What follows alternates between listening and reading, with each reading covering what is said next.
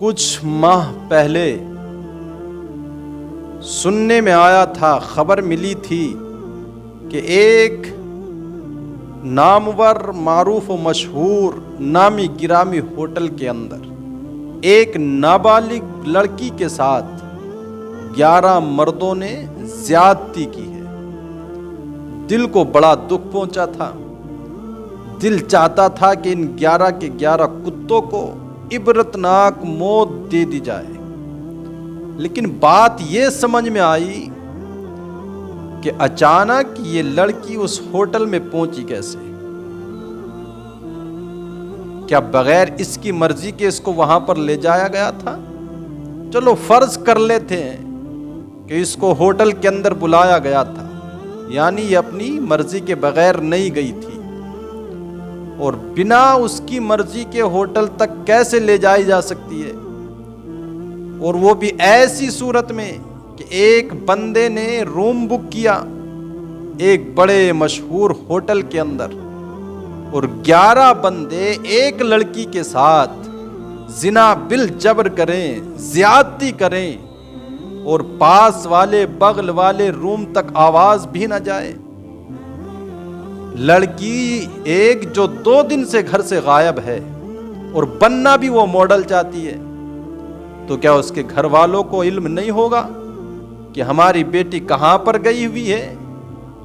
ضرور علم ہوگا کہ بننا ماڈل چاہتی ہے تو اسی سلسلے میں کسی سے ملنے کے لیے گئی ہوگی۔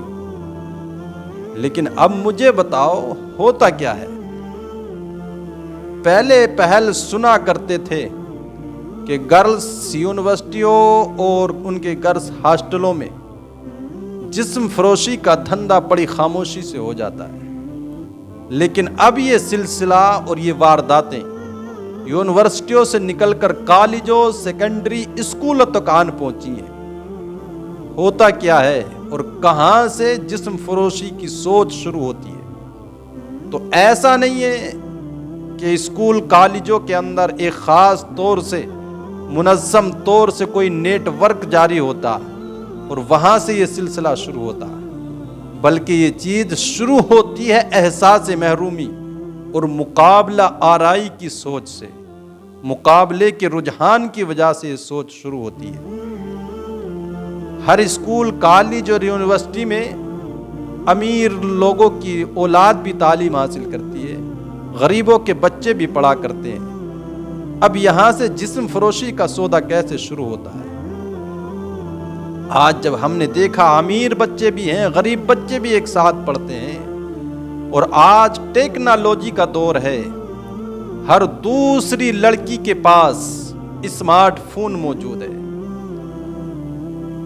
تو جب ساتھ میں بیٹھی دوسری سیٹ پر لڑکی کے پاس غریب بیٹی نے دیکھا کہ اس پاس مہنگا موبائل ہے، تو اس کے دل نے بھی چاہا کہ میرے پاس بھی اس طرح کا ایک موبائل فون ہو۔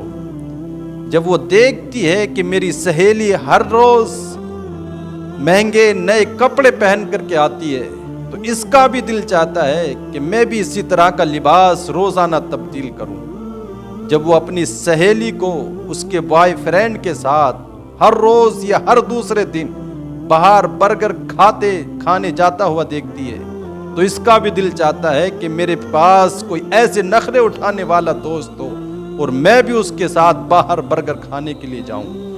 تو یہاں سے جسم فروشی کی سوچ کا بیج ڈلتا ہے۔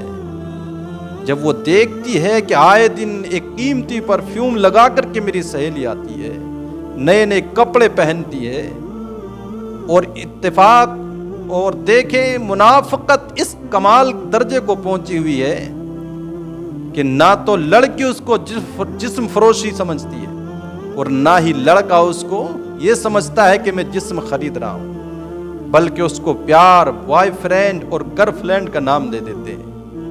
یہ کمال منافقت ہے۔ تو اس طرح سے یہ جسم فروشی نہیں ہے؟ تو یہ سوچ اور یہ وچار بڑھے کہ ہر ایک نے دوسرے کو دیکھا دیکھی جسم فروشی کا سودا شروع کیا، تو یہی ایک طرح کی جسم فروشی ہے۔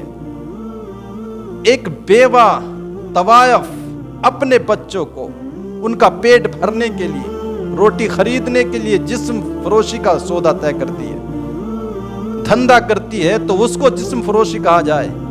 اور ایک اسٹوڈنٹ، لڑکا یا لڑکی آئے دن اپنے یار کے ساتھ اس طرح کی واردات انجام دے تو اس کو ایک فیشن کا روپ دے دیا جاتا ہے۔